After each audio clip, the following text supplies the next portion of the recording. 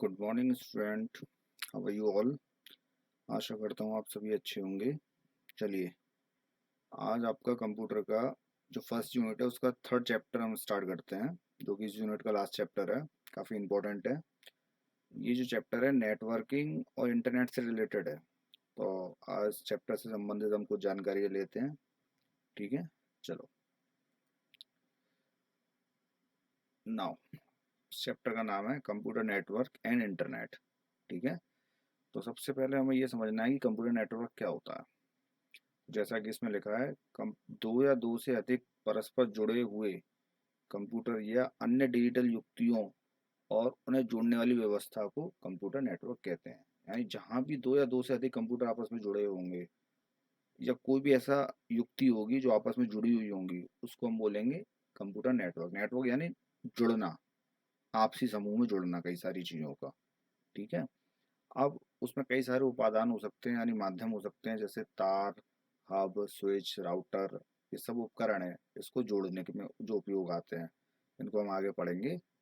ठीक है, तो इससे आपको उसकी परिभाषा समझ में आई होगी। नेक्स्ट देखते हैं।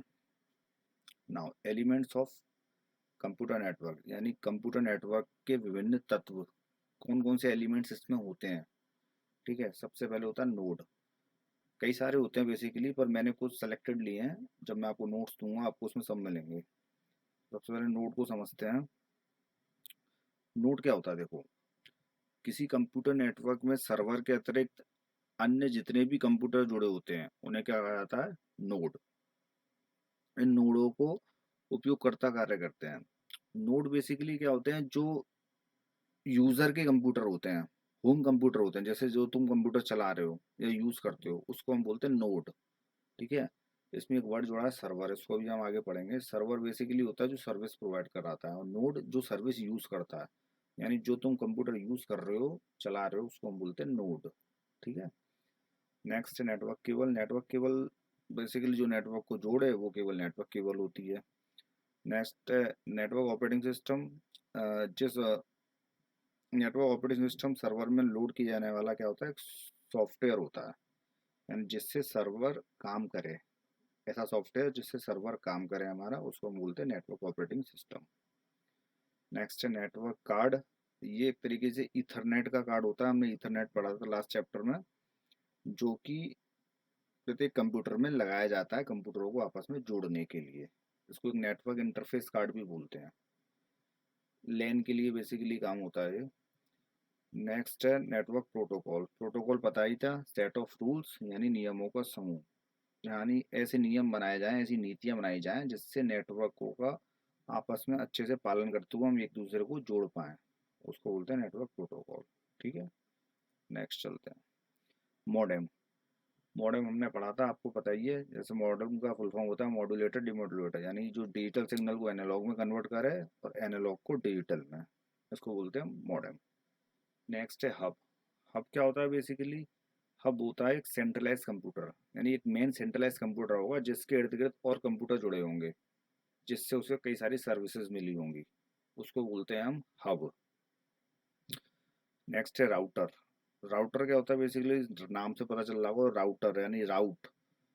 ठीक है ना, रूट्स डिफाइन करना। जैसे हम कहीं जाते हैं तो उसका एक रूट होता है कि उसको ऐसे जाना है, ऐसे जाना है, इस तरह के रूट डिसाइड करना, तो उसको राउटर बोलेंगे। एक ऐसा इंटर नेटवर्क डिवाइस होता है जो विभिन्न आर्किटेक्चर जैसे ईथरनेट, टोकन इत्यादि को जोड़ने के लिए उपयोग किया जाता है। इसके द्वारा एक लॉजिकल नेटवर्क से दूसरे नेटवर्क को पैकेट्स भेजे जा सकते हैं। पैकेट्स यानी छोटे छोटे फॉर्म में जो भी हमें इंफॉर्मेशन भेजनी है।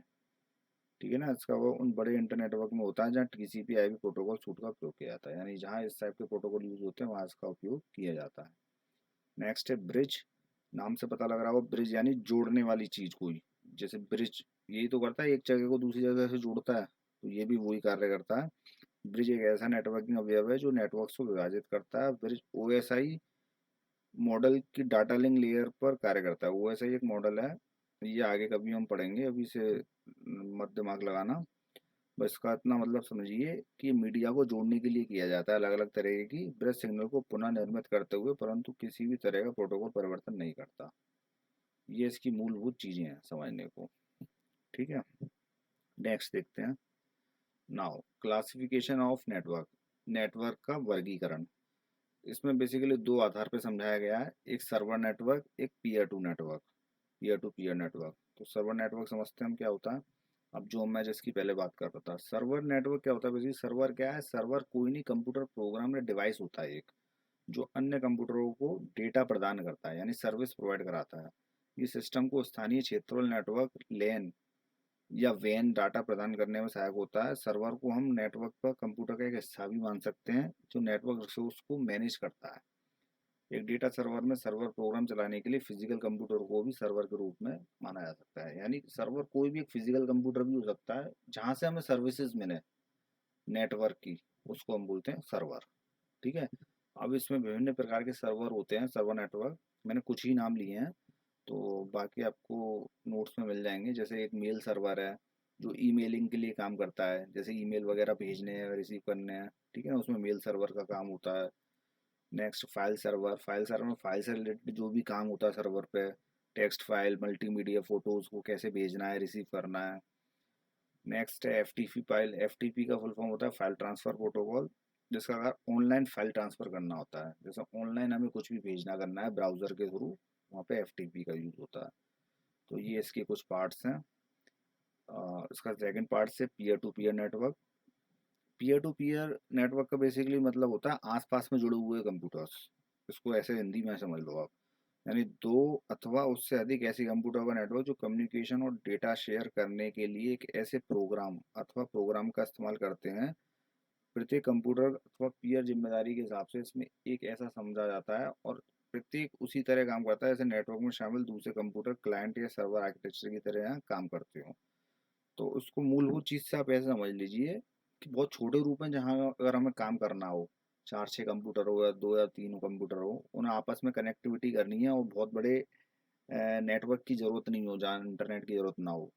तो इस टाइप के नेटवर्क को स्टेब्लिश करने के लिए हमें पीयर टू पीयर का यूज़ करना पड़ता है। इसे बहुत बड़े लेवल पे नहीं कर सकते क्योंकि वहाँ पे उसमें लोडिंग कैपेसिटी कम हो जाती है। तो ये कुछ दो टाइप के मैंने बताया इसमें आपको। तो आज के इस चैप्टर में हम इतना ही रखते हैं, बाकी का नेक्स्ट वीडियो में कंटिन्यू करेंगे। अगर आपको कुछ समझ में नहीं आता आप पूछ सकते हैं। ठीक है। Thank you.